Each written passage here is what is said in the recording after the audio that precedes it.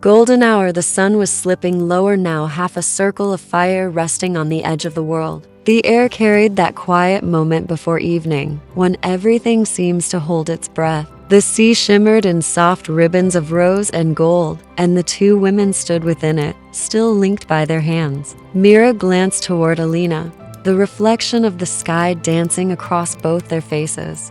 "It's strange," she said softly, "how the light feels alive." Alina's smile curved like the horizon. "Maybe it's because we're standing inside it." They waded slowly along the shallows. Each step left gentle ripples that spread and folded into the tide. Around them, the sounds of the world softened: waves, gulls, the whisper of a breeze weaving through their hair. The beach seemed emptied of time, existing only for them. Mira's robe caught the wind again, fabric glowing green against the pastel sky. Alina reached out, steadying it with her fingers, brushing against her arm. That simple touch carried the weight of memory and meaning, two lives intersecting in silence, the sea as their witness. The camera of the mind would drift closer, Mira's eyes reflecting the orange fire of dusk, Alina's hair shimmering with salt crystals. Their breathing fell into rhythm with the tide, one, two, in, out like music that didn't need to be written. They stopped where the water met the last light. Mira turned toward Alina fully now. "You ever think," she said, "that the world spins too fast?" "Maybe," Alina whispered, "but sometimes it slows down just enough for moments like this." The waves touched their knees. A distant gull cried over the sea. Mira closed her eyes and listened, not to the bird, not to the tide, but to the pulse of shared quiet. The air between them warmed, golden dust floating, settling softly on their skin. She opened her eyes again. "I don't want this to fade." Alina moved a little closer. "Then don't let it." The horizon shifted into coral. Light rippled across the water like spilled paint. They laughed quietly as the tide tugged at their feet, both holding balance, both refusing to let go. Around them, the world seemed almost sacred. No crowd, no noise, just wind and warmth and the hush of understanding. A small fishing boat passed far away, its lantern beginning to glow. Mira watched it for a moment. "Somewhere out there," she said, "the night is already happening." Alina looked at her, voice a murmur. "And somewhere else, the day's just begun." They smiled at the thought how light circles the planet, how in every place it touches, someone might be standing like them, caught in the wonder of something wordless. The sea deepened to violet as they began walking back toward the shore. The sand clung gently to their ankles. Their shadows stretched behind them, long and intertwined. When they reached the dry edge, Mira turned back for one last glance at the water. The golden hour was gone, but its glow lingered, as though it had imprinted itself into everything it touched. Even the air seemed to remember. Alina came beside her and whispered, "It's still there, you know, the light." Mira turned. "Where?" "Here," Alina said, touching her chest lightly, "and here," brushing her own. For a moment, they simply stood, side by side, wrapped in the hush of the coming night. The sky above them darkened into deep indigo. The first stars blinked awake. Their laughter carried softly through the wind, fading into the sound of the tide. The frame would pull back slowly now, two small figures against a vast sea and sky, the last shimmer of sunset tracing their silhouettes. The music of the waves rose, gentle, infinite. The golden hour had ended, but its warmth lived quietly between them, glowing like memory unseen but everlasting.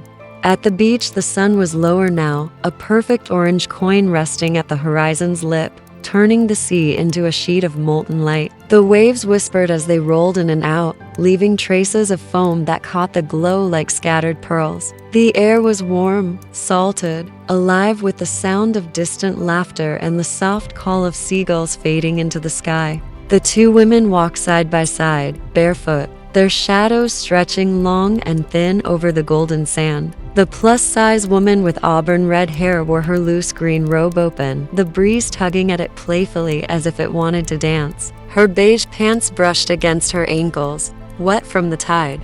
The other, the slim woman with black hair tied into a neat bun, had let her sleek black dress trail slightly in the sand, not caring anymore about the stains or salt. For the first time, She wasn't trying to stay perfect. She was just here. They hadn't spoken in a few minutes, but the silence between them wasn't empty. It was full, like the hush right before a song begins. Every step they took carried the rhythm of the sea, the pulse of something growing quietly between them. "Do you ever think," the auburn-haired woman said softly, breaking the stillness, "that maybe the ocean remembers everything? Every laugh, every touch, every secret?" The black-haired woman smiled faintly, her gaze fixed on the shimmering horizon. "If it does, then it knows too much about us already." They both laughed, their voices carried away by the wind, dissolving into the colors of the setting sun. It was the kind of laughter that didn't ask for meaning, it simply existed, tender and true. The golden light painted their faces, warm and forgiving. It made every detail, every freckle, every strand of hair look timeless. For a brief, fragile moment, it felt like the world had stopped spinning. The auburn-haired woman bent down to pick up a shell, its spiral glinting faintly. She held it out, palm open. "It's cracked," she said, "but still beautiful." The other woman looked at her hand, then at her eyes. "Like most of us," she whispered. The wind lifted again, scattering her words like petals. The tide crept closer, lapping at their toes. A flock of birds took off in the distance, slicing through the gold and rose sky.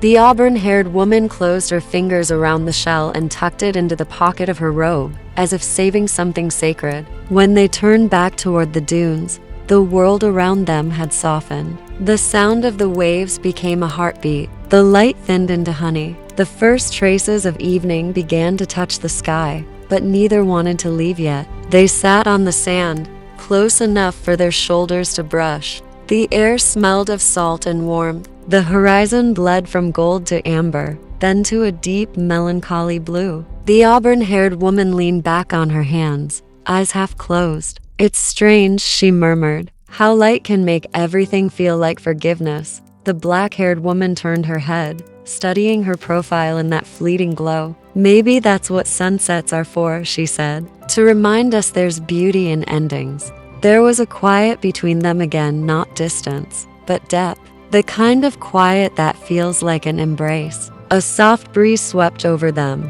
tugging gently at the woman's green robe, brushing through the black-haired woman's bun until a few strands came loose, framing her face. The auburn-haired woman reached up instinctively and tucked a stray strand behind her ear. Their fingers brushed and neither of them moved away. The sea continued to hum softly. The world had narrowed to that touch, light as air, yet heavy with something unspoken. Finally, the black-haired woman whispered, "When did it start feeling like this?" The auburn-haired woman smiled faintly. "Maybe since the moment we stopped pretending it didn't." She looked away quickly after saying it, eyes on the waves, as if the confession had slipped past her lips without permission. The other woman didn't respond immediately. Instead, she took a slow breath, her gaze following the horizon where the last streaks of gold dissolved into violet. "Sometimes," she said finally, "I think I came to the ocean to forget, but now, I don't want to." The auburn-haired woman turned to her. "Then don't." The words were simple, but they landed like a promise. Between them, the world seemed to still again. The wind softened, the tide slowed. Everything around them seemed to listen. They sat there until the sun disappeared, replaced by a thin crescent moon climbing shyly into the sky. The beach turned to silver. The reflections of the waves shimmered like silk beneath the moonlight. They stood, brushing sand from their clothes, and began to walk back slowly, not toward the world behind them, but toward the soft glow of lanterns from a small cafe at the edge of the shore. Their footsteps left twin trails behind them, soon erased by the tide. At the cafe, the warm yellow light spilled out like liquid through the open windows. A soft song played inside, something old and dreamy, like it had been waiting for them. They didn't speak as they entered. The black-haired woman chose a small table near the window, and the auburn-haired woman ordered 2 cups of coffee, her robe still damp at the hem. When she sat down again, the sound of waves was faint, like a memory. Steam rose between their cups. The cafe smelled of roasted beans, sugar, and the ocean breeze. They looked at each other, not searching, not questioning, just looking. The moment hung there, golden still, even though the sun had long gone. "Tomorrow," the black-haired woman said softly, "the light will be different." The auburn-haired woman smiled. "Maybe, but it will still find us." She reached across the table, her hand stopping just short of touching the other's. The distance was no longer fear. It was a pause filled with choice. The black-haired woman's lips curved into a quiet smile, and she covered that hand with her own. Outside, the waves rolled in, steady and endless. The moon climbed higher, spilling silver on the water. And for a moment, one suspended heartbeat of time, everything else fell away. There was no past, no future, only this golden memory stretching quietly between them. The calf lights flickered. Somewhere, a child laughed. A couple danced to a song only they could hear. And at that table by the window, the two women sat, the auburn-haired woman in her sea-touched robe, the black-haired woman in her shadow soft dress, two reflections held in a single hour of light that refused to end. Because sometimes, the sun doesn't really set. It just hides long enough for us to notice the glow we've been carrying all along.